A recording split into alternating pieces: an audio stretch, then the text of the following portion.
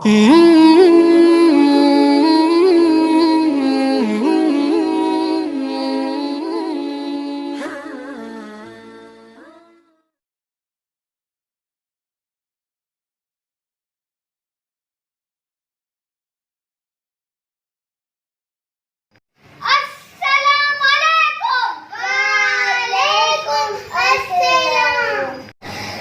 بچوں، حضرت موسیٰ علیہ السلام کے قصے کے پارٹ 1 کو یہاں پر ہم نے ختم کیا تھا۔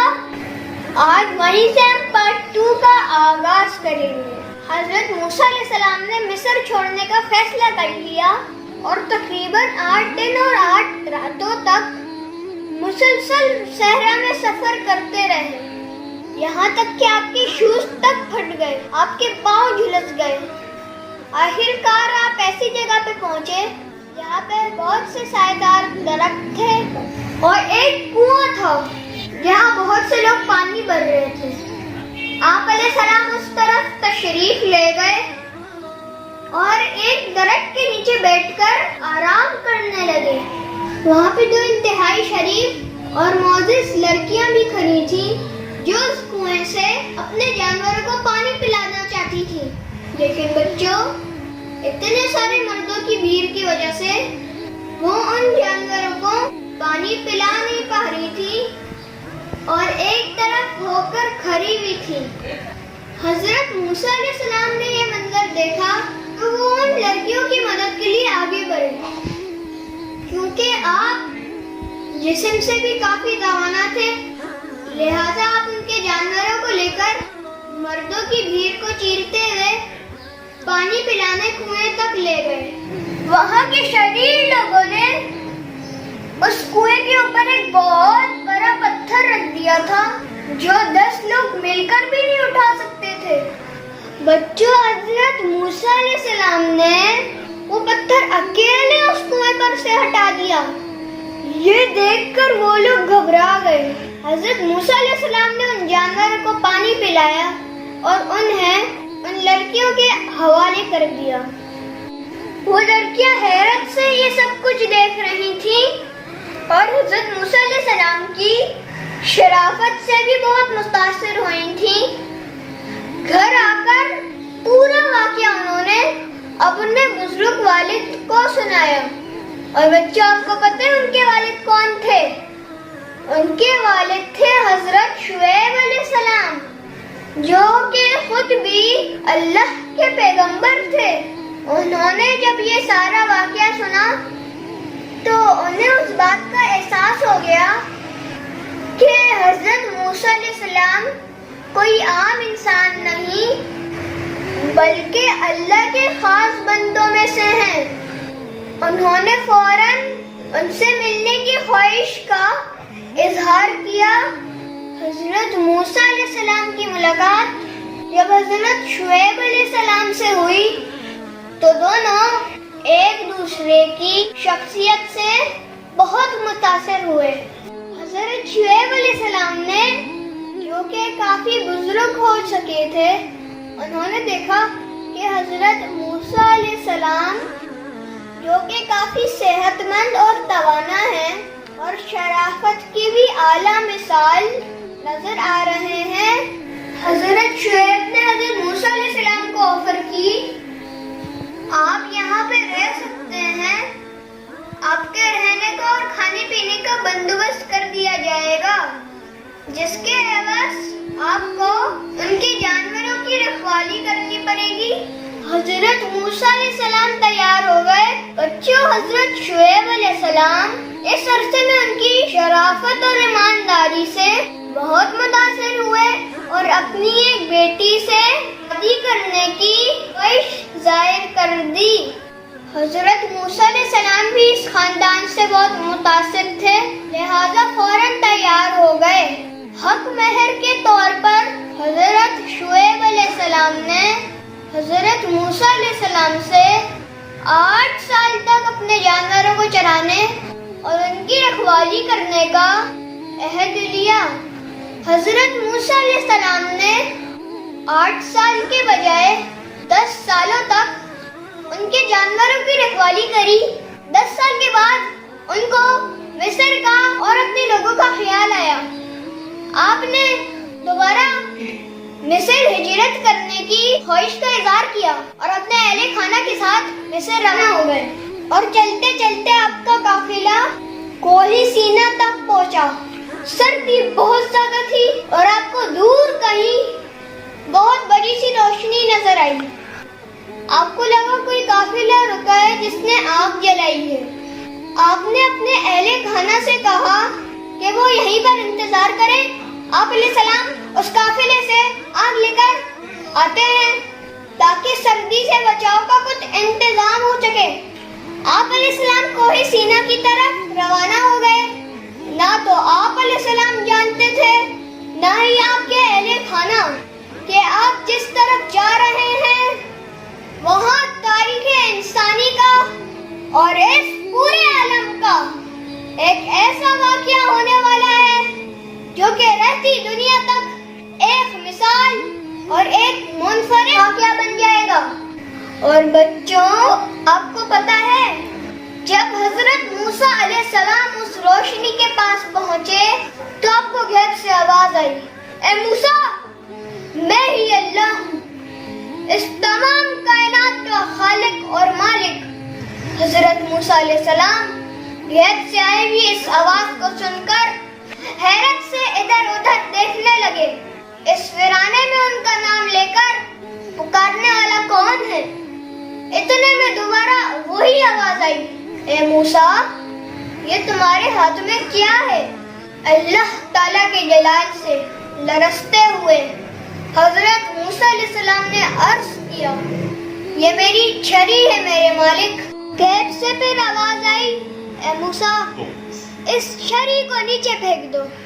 حضرت موسیٰ علیہ السلام نے ایسے ہی کیا اور دیکھتے دیکھتے وہ چھری بہت بڑا اژدہا بن گئی۔ حضرت موسیٰ علیہ السلام گھبرا گئے۔ غیب سے پھر آواز آئی، اے موسیٰ، اسے اٹھا لو۔ حضرت موسیٰ علیہ السلام نے بہت ڈرتے ڈرتے اسے اٹھایا تو وہ اژدہا دوبارہ سے چھری بن گئی۔ غیب سے پھر آواز آئی، اے موسیٰ، اپنا ہاتھ بغل میں ڈالو۔ آپ نے ایسے ہی کیا۔ پھر آواز آئی، اب اسے نکالو۔ جب حضرت موسیٰ علیہ السلام نے اپنا ہاتھ بغل سے نکالا تو وہ سورج کی طرح روشن تھا۔ اللہ تعالیٰ نے حضرت موسیٰ علیہ السلام کو ان دو معجزوں کے ساتھ پیغمبری عطا کری۔ حضرت موسیٰ علیہ السلام نے اللہ تعالیٰ سے گزارش کی کہ میرا سینہ کھول دے اور میری زبان کی گرہ کھول دے تاکہ لوگ میری بات کو آسانی سے سمجھ سکیں۔ دوسری گزارش یہ تھی میرے بھائی حضرت ہارون علیہ السلام کو بھی پیغمبری کے منصب پر فائز کر دیں تاکہ ہم دونوں بھائی مل کر آپ کے پیغام کو دنیا تک پہنچا سکیں۔ اللہ تعالیٰ نے آپ کی دونوں گزارشیں مان لی اور حکم دیا ان دو معجزوں کے ساتھ فرعون کے دربار میں پہنچ کر اس کو اور اس کے درباریوں کو دعوت حق دے۔ آپ نے ایسا ہی کیا۔ فرعون کے دربار میں جب آپ نے دونوں معجزے دکھائے تو فرعون نے پورے ملک کے بڑے بڑے جادوگروں کو جمع کیا اور ان سے کہا کہ وہ آپ کی چھری سے بننے والے اژدہا کا مقابلہ کریں۔ تمام ملک کے جادوگر آ گئے اور انہوں نے اپنی رسیاں اور لکڑیاں پھینکی جو کہ بڑے بڑے سانپوں میں اور اژدہوں میں تبدیل ہو گئی۔ اس کے بعد حضرت موسیٰ نے اپنی چھری پھینکی جو کہ بہت بڑا اژدہا بن گئی اور جادوگروں کے بنائے ہوئے سارے سانپوں کو اور اژدہوں کو کیڑے مکوڑوں کی طرح نگل گئی۔ اس کے بعد آپ نے اپنی چھری اٹھا لی۔ فرعون شدید غصے میں آ گیا اور اس نے ان جادوگروں کو حکم دیا کہ انہوں نے حضرت موسیٰ علیہ السلام کا ساتھ نہ چھوڑا تو وہ سب کا قتل کروا دے گا۔ لیکن وہ جادوگر سچے دل سے توبہ کر کے موسیٰ علیہ السلام پر ایمان لا چکے تھے۔ فرعون نے ان سب کو قتل کرانے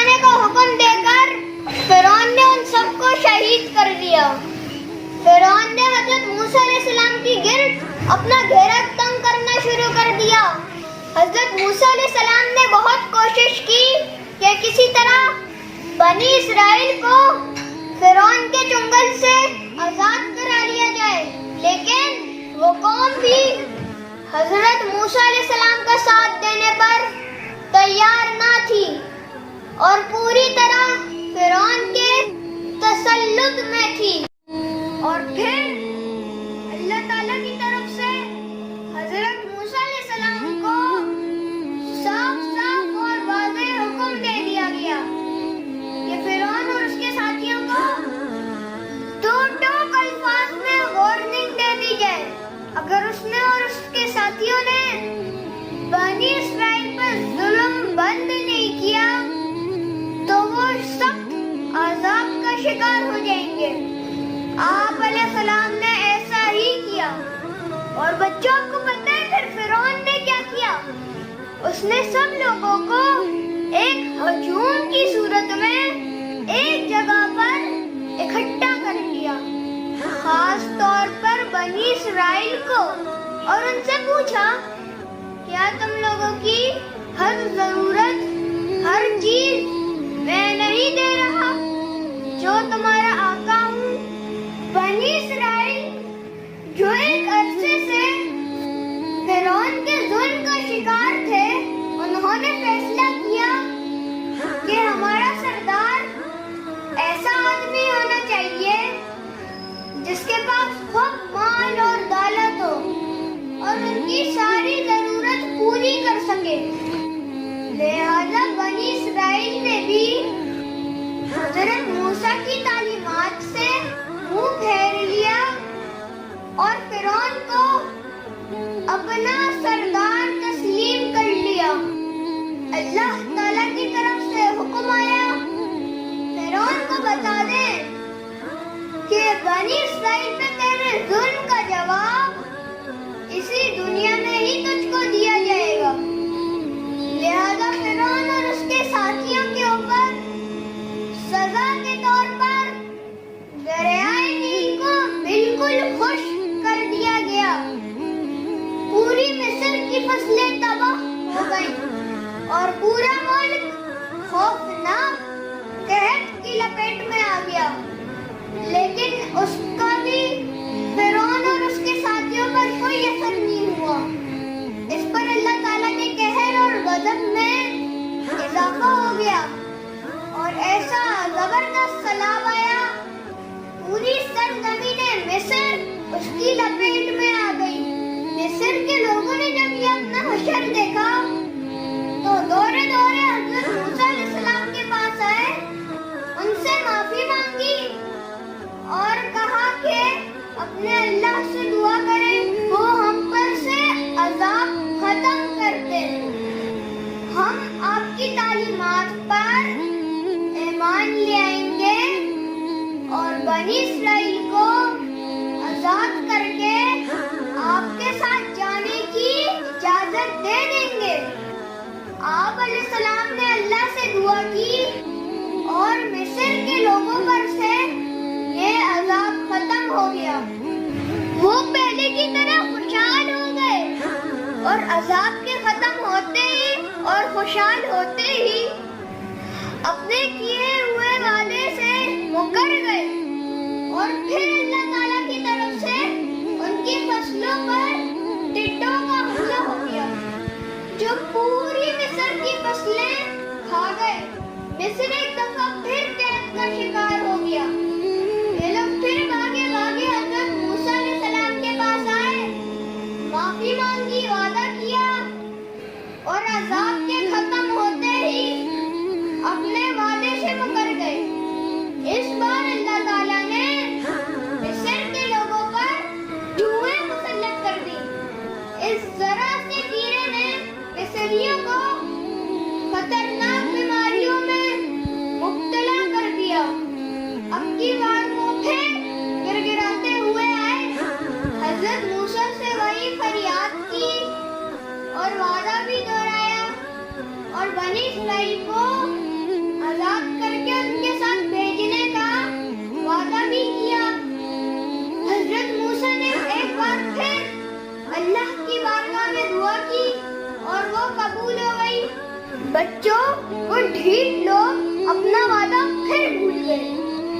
اس پر اللہ تعالیٰ نے ان نافرمان اور مکار لوگوں پر مینڈکوں کا عذاب نازل فرما دیا جو مصریوں کے گھروں تک میں گھس گئے۔ یہ عام مینڈک نہیں تھے جو مار دیے جاتے، یہ اللہ کا عذاب تھا۔ بچوں وہ ڈھیٹ قوم پھر حضرت موسیٰ علیہ السلام کے پاس آئی، بہت گر گرائے، بہت روئے اور کہا ہم آپ کے رب پر ایمان لے آئیں گے، آپ کی تعلیمات کو مانیں گے اور اس دفعہ تو ہم ضرور بنی اسرائیل کو آزاد کر کے آپ کے ساتھ جانے دیں گے۔ حضرت موسیٰ نے دعا کی اور یہ عذاب بھی ٹل گیا، لیکن وہ نافرمان قوم اب بھی باز نہ آئی اور پھر مکر گئی۔ اور بچوں اس دفعہ اللہ تعالیٰ نے ان کو آخری وارننگ دی۔ دریائے نیل دریائے خون میں تبدیل ہو گیا۔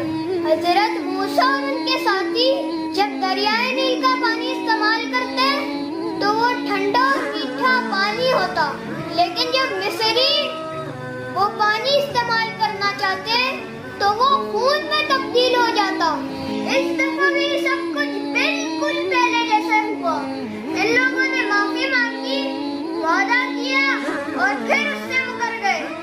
اب حضرت موسیٰ علیہ السلام نے اللہ سے دعا کری کہ یہ قوم سدھرنے والی نہیں ہے، لہٰذا اسے تباہ اور برباد کر دیا جائے۔ اللہ تعالیٰ نے حضرت موسیٰ اور حضرت ہارون علیہ السلام سے کہا آپ اسی طرح صراط مستقیم پر رہیں اور اپنے ساتھیوں کو لے کر مصر سے ہجرت کر جائیں۔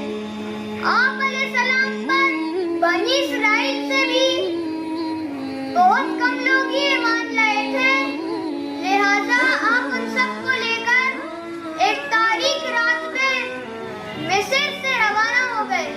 آپ علیہ السلام اور ان کے ساتھیوں کا رخ بحر احمر کی جانب تھا۔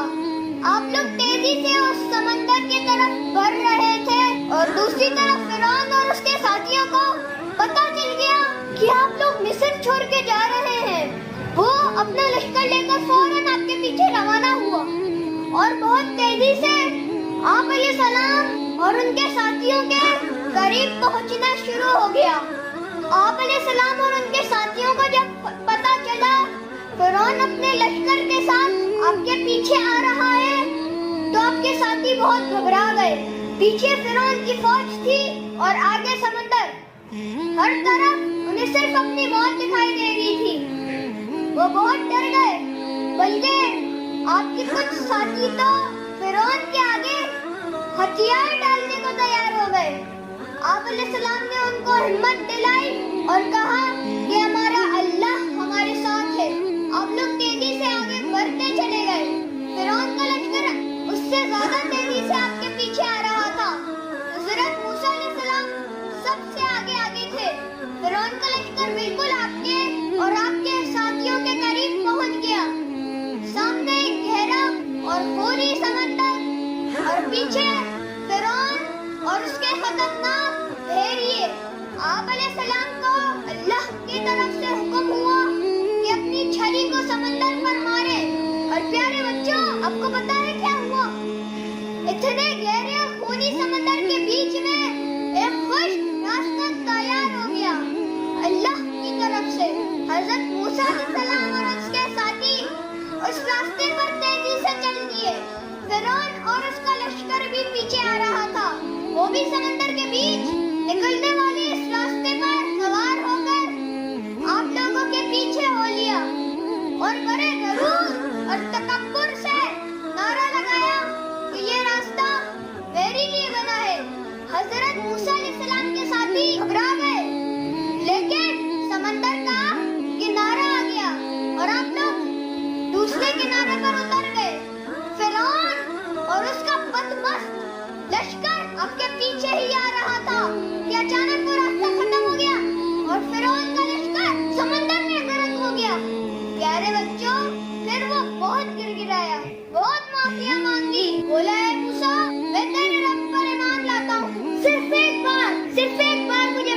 करते, लेकिन नहीं बच्चों, जब तौबा के दरवाजे बंद हो जाता है तो माफी नहीं मिलती। बार बार माफी की गई और इन लोगों ने बार बार अपनी गलती दोहराई, लेकिन अब फिरौन और उसके साथियों को जैसी दुनिया का इबरत का निशान बना दिया गया। प्यारे बच्चों, ये किस्सा भी खत्म नहीं हुआ है। इस हिजरत के बाद बनी इसराइल और मूसा अलैहिस्सलाम का किस्सा अभी बाकी है। अगर जिंदगी रही और कभी मौका मिला तो इंशाअल्लाह आप लोगों को जरूर सुनाऊंगा। आज के लिए इजाजत दीजिए। अस्सलाम वालेकुम। वालेकुम अस्सलाम। चैनल को सब्सक्राइब करें और वीडियो को लाइक करें और बेल आइकन में क्लिक करना बिल्कुल भी ना